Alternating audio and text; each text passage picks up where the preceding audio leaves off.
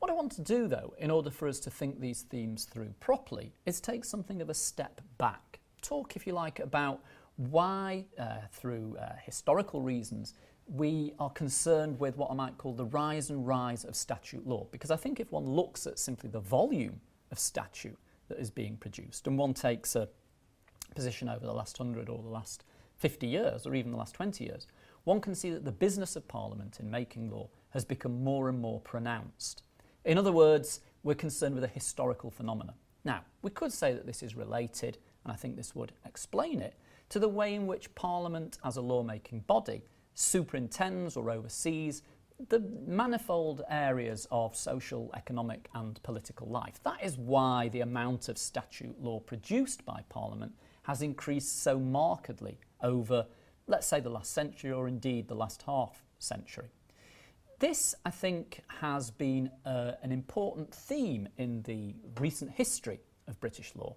Well, recent in British terms is always begs a question of history, and this indeed may take us back about 300 or 400 years, but that's a minor digression. Let me make the point that I want to make. What I'm concerned with here is a justification for statute law, for Acts of Parliament, a way of thinking about them historically, and a way of thinking about them perhaps more thematically, or dare we say philosophically, as to how we can conceive of their operation within the English legal system. Now, I'm saying the English legal system, more correctly the English legal system of England and Wales would be perhaps better to say, better to describe the relationships that we're talking about. Certainly if one is a Scottish nationalist, a Welsh nationalist, or even an Irish nationalist, one would object to the idea of an English constitution. One would possibly, conceivably, also object to the idea of a British constitution. Given that one of the arguments that is current in the United Kingdom is the devolution of Scotland, then we are thinking about these ideas in quite a politically fraught time. Obviously, the recent history of the United Kingdom is a history of people objecting to the colonial hegemony of England vis-à-vis Ireland or indeed Wales. And so I don't think one can really strip the politics out of this subject, and one has to be a little bit careful whether one is referring to the British Constitution or the English Constitution. I'll clarify those points if and when necessary. It's more of a kind of general caveat or warning.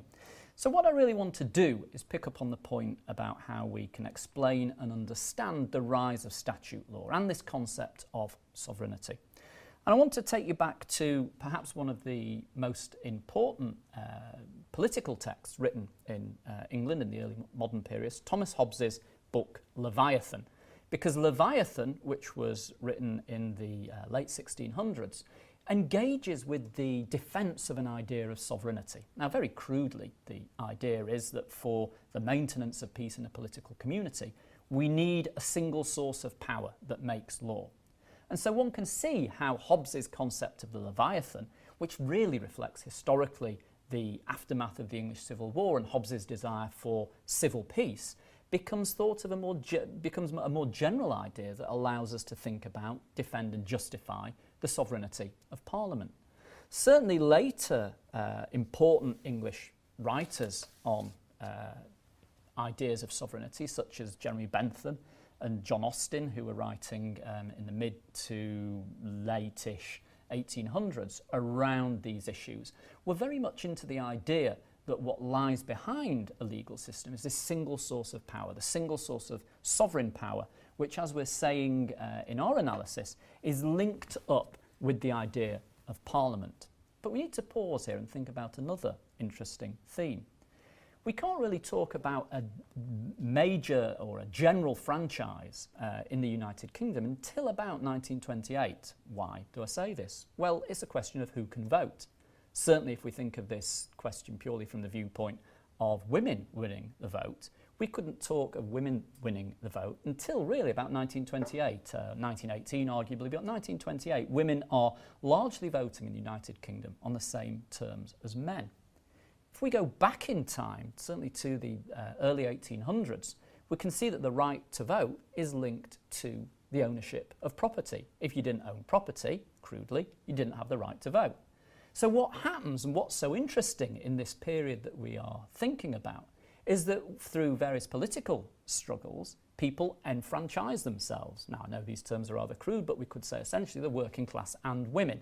The general franchise then, by about 1928, includes more or less everybody, not just property holders and not just men.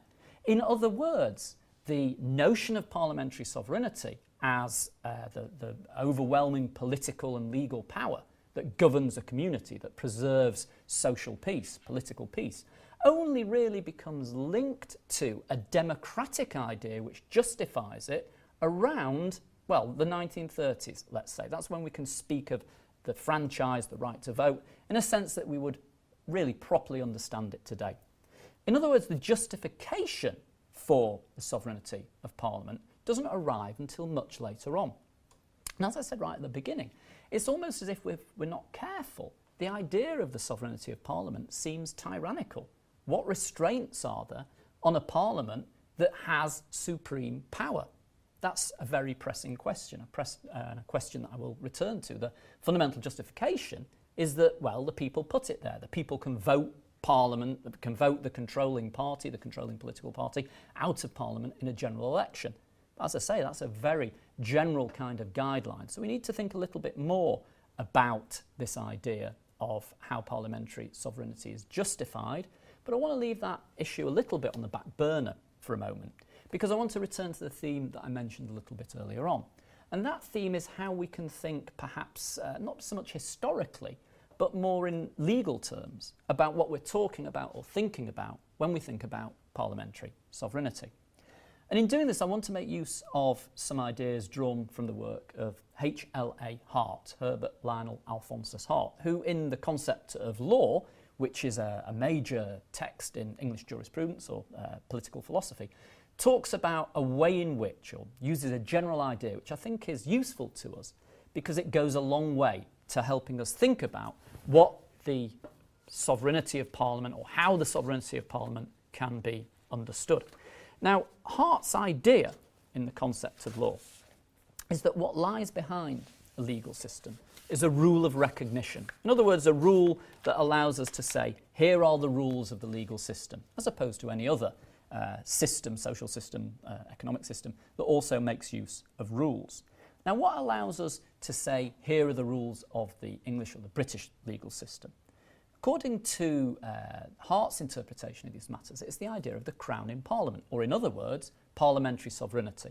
Now that matches up, doesn't it? This idea that the rule of recognition that allows us to identify the rules of the legal system and also point at the major lawmaking power, the supreme lawmaking power in a constitution, relates to the notion, Hart's notion, of the rule of recognition. The rule of recognition allows us to say, here are the rules of the legal system, and here is the fundamental rule of the legal system itself. In other words, the rule that relates to the ultimate lawmaking power in a state. For the UK Constitution, that is the idea of the Crown in Parliament. Let me just explain that notion for a moment. Why are we saying the Crown in Parliament? Well, as with all things in English law, in British law, this is a historical matter. Obviously, Parliament has supreme lawmaking power, so that would explain why I'm referring to Parliament, but why the Crown in Parliament? Well, if you look at the way in which a bill becomes an act, in other words, the way in which law is made, one will see that formally the process is only completed when the Crown, the monarch, effectively signs off that bill, turns it into an act, if you like. That's what formally makes the bill become an act, become something that can change the law, that's something that has the force of law. This is largely a historical, this can be explained, I think, in a historical way, in that it's one way in which the constitutional compromise gives the Crown a kind of symbolic role in government. There's only one example, and it's a very old one, of the Crown refusing to, if you like, sign off on a bill, in other words, to turn a bill into an act. So the idea that the Crown has, if you like, real effective power here, I don't think is an issue. The question really is a symbolic or a, dare we say it, ceremonial role. But to return to what I was saying about about Hart, the fundamental idea that we have here is that the supreme lawmaking power that lies behind, that explains why acts of Parliament are supreme, is the idea that that power, that sovereign power, lies with the Crown in Parliament. This is the rule of recognition. In Hart's terms, it lies behind the structure of the legal system itself. It lies behind the Constitution.